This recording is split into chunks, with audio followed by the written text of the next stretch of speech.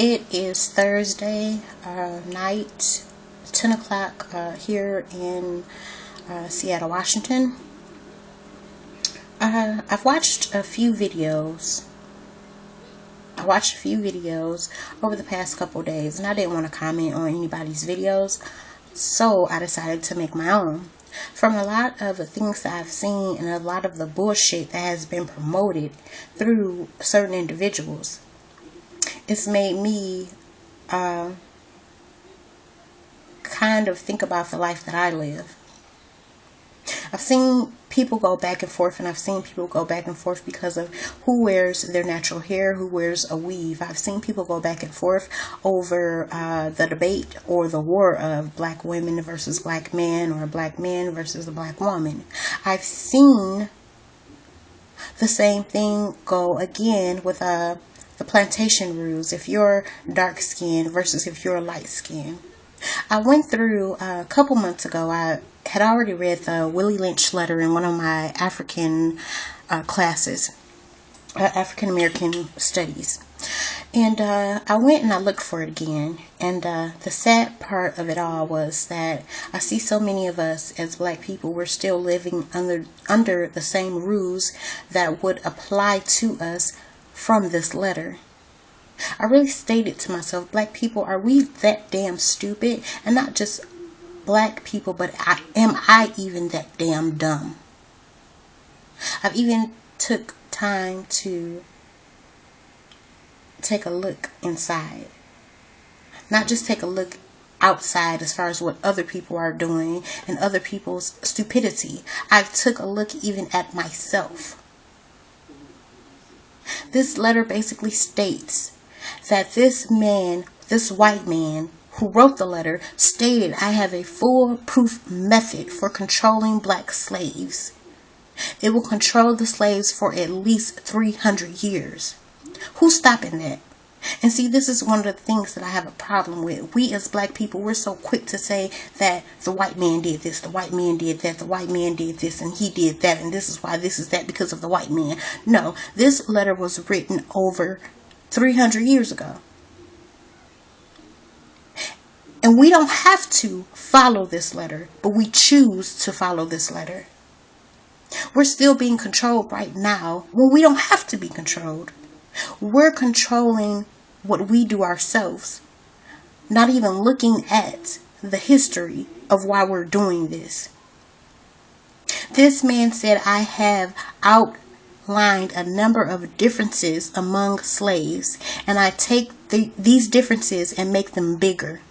Same thing. You wear your natural hair, I rock a perm. You're light skinned, I'm dark skinned. You're older than I am, so I'm better than you because I'm younger than you. These things all came from this letter, and we as black people, we still live by this today. No one is making us live by this. We are doing this. The difference is that this man stated that he would make us separated by. The first difference was age. The second difference is something that we still live by every damn day. Not all of us, but some of us.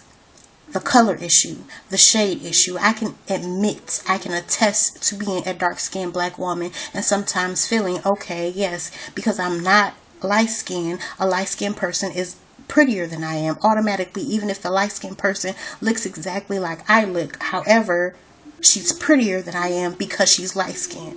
I can attest that I've even done wrong. I can really say that. This letter even went on to state that they want to divide us by intelligence, size, sex, attitudes, the coarseness of our hair, whether if you have long hair, whether if you have short hair, there's a difference between you, and you two need to divide yourself by those differences. We're still doing that today. And as far as this whole race war goes, we're still practicing what was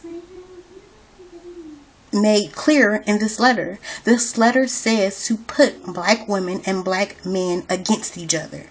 Are we so fucking stupid that we still go by this daily. And some people don't even know that they're going by this. Some people don't even realize they're going by this. No white man is making us, at this point in time, making us state, as I've seen numerous of times, oh, I want a red bone, or dark butts are ugly, or even vice versa. A dark-skinned girl is more beautiful because she's more African, and a light-skinned girl is less African, so she's not really a black woman, so I don't really want to date her. We are still dividing ourselves right now. No white man is making us do this, but we are still doing this. We're still having the debate of, if you wear a weave, then you don't want to be black. If you rock a natural, then you're power to the people. You're automatically hands raised and you're so pro-black because the way you rock your hair. What the fuck? That makes no sense. And we are still doing this. We are still doing this. I have a friend, and I can attest to this. I have a friend, when we were younger, she decided to date a guy who was biracial. He had a black father, white mother. With that being said,